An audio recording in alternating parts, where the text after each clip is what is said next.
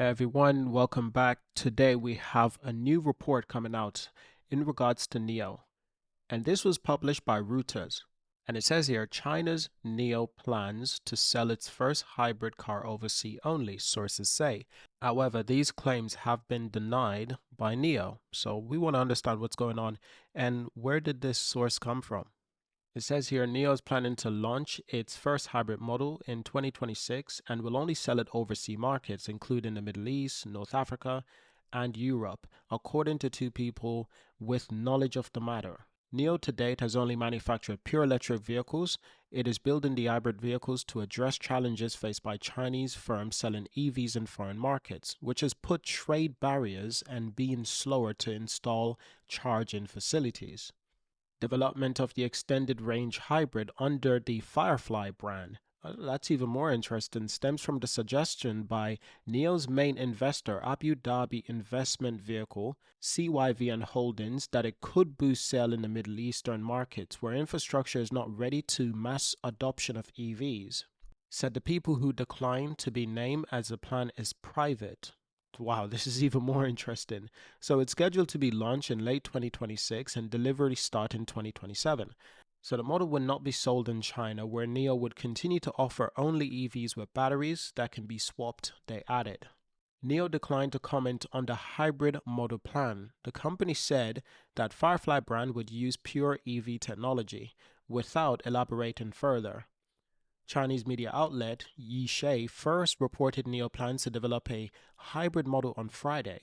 NIO will unveil the first model under the FireFly brand at its annual event on December 21st.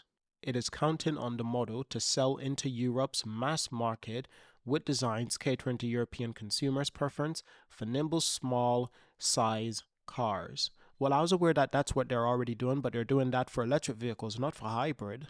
However, this idea of building a hybrid vehicle is somewhat compelling. There are companies like Li Auto, they build hybrid vehicles and they do them quite well and they sell quite a lot, but not in Europe, not in America, not in Africa. They're only selling those in China.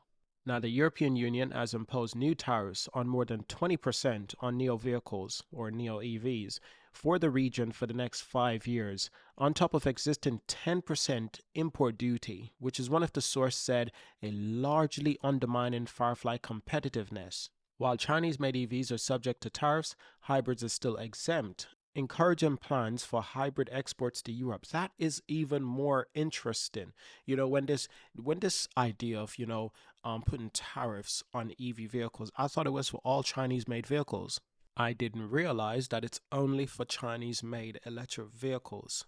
Now you see, that's even more interesting. It really does stir the controversy even more and begs the question, what's the point of these EV tariff if it's not to benefit the local economy? It seems more strategy. It seems more like protecting the legacy automakers of America and Europe. And this was the first article I saw from the EV blog. NIO plans to launch hybrid model exclusively for overseas markets in 2026. But this is where it gets interesting. Same day today, Alfonso posted another article that's saying NIO VP denies hybrid model plans. And this is where the denial comes in. So I want to get to this article before anything else. The VP also calls battery swap the gas station for EVs. That's a fair comparison. Now, NIO Associate Vice President for Brand and Communication, Ma Lin, responded to Reuters' report on the company's potential expansion into hybrid vehicles by reiterating the company's commitment to battery swap technology. In a post on social media platform Weibo, Ma Lin framed the battery swap technology as essential to NIO's EV strategy, likening it to a gas station for electric vehicles. A battery swap station is like a gas station for electric vehicles, and I quote, Code continued to say, a battery swap station is a range station for electric vehicle. Which description is best? Battery swap stations are widespread. Who needs a range extender? NIO executive wrote on Weibo. And this is that tweet. Now it's written in Mandarin. I don't speak Mandarin, unfortunately, but if you do speak Mandarin, you could confirm this in the comments on this video. So yeah, earlier today, Reuters reported the company was planning to launch a range-extended hybrid model in 2026, becoming the first non-BEV since in 10 years of existence. Wow, NIO's been around for a while. So without any confirmation from NIO, this actually would make a lot of sense. They're struggling to sell vehicle in Europe for various different reasons. By introducing hybrid models, you could bypass that tariff, although they could impose another tariff on hybrid vehicle, which would completely undermine the plan.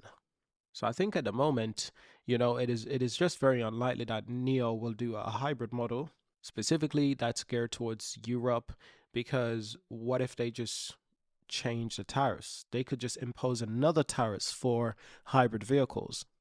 So you could put all of this work into developing these hybrid vehicles, manufacturing these hybrid vehicles. When it comes time for market expansion, the European Union could announce another plan to impose additional tariffs for hybrids, EVs, and almost any electric vehicle or any form of vehicle that's built in China. And that's where the controversy just continues. It's not going away. It's not just the vice president that's denied these claims, but also, like we said previously, NIO's co-founder and president, Li Hongqin, has publicly denied that FireFly, set to launch on December 21st, will remain exclusively focused on pure electric technology. It's not meant to be a hybrid vehicle, or the vehicles that they're building are not meant to be a hybrid vehicles. There might have been some sort of conversation that's being held around the potential for NIO launching a hybrid vehicle.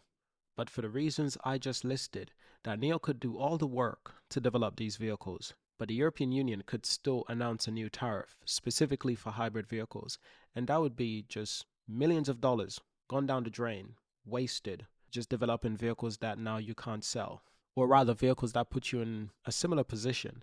So the great thing about NIO vehicles, not just NIO vehicles, but the Envo vehicle, the FireFly vehicles, they have NIO infrastructure. With Envo, you can swap your batteries and you can charge the car, just like a NIO vehicle. And I hope that technology continues into the FireFly branded of vehicles. If they can do that, that would be a huge incentive to sell within the Middle East and North Africa. That'd be even in further Africa.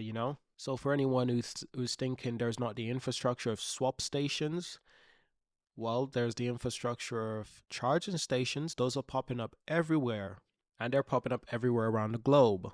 Now, on the other hand, NIO's sub-brand Envo delivers 4,319 EVs in October.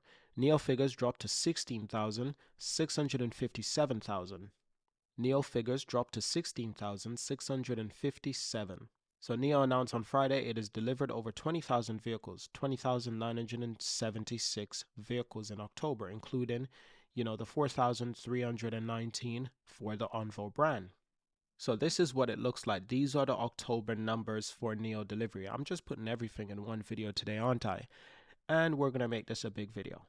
So this is what it's looking like. Since the start of the year, I don't know if you've been watching since the start of the year, but if you have been watching this channel since the start of the year, you'd understand that I've told you since January, listen, keep faith. NIO is developing this infrastructure.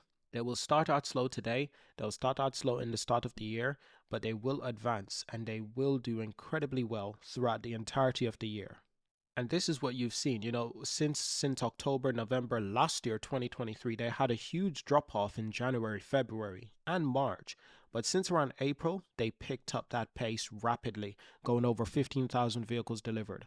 And from May, they delivered 20,000 vehicles onwards. 21,000 in June, 20,000 in July, 20,000 in August, 21,000 in September. However, this is where it changes. Because as you can see, in light green, that's NIO vehicles. In dark green, that's Envo vehicles. So the company overall, the entire NIO brands, they're delivering over 20,000 vehicles. But they're not all NIO vehicles. Some of them are Envo, some of them are NIO. And as you can see, as Envo continues to deliver more vehicles, NIO continues to deliver less vehicles. But this is not surprising. This is to be expected. This is what we've been planning since the entire year. We've expected this.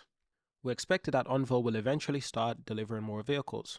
Once that happens, it will take away from the time and the quantity that NIO's able to deliver, because now they have two brands to focus on. And when FireFly comes in, they'll have three brands to focus on. They'll be well diversed. So you might see the NIO vehicles, delivery fluctuate a little bit.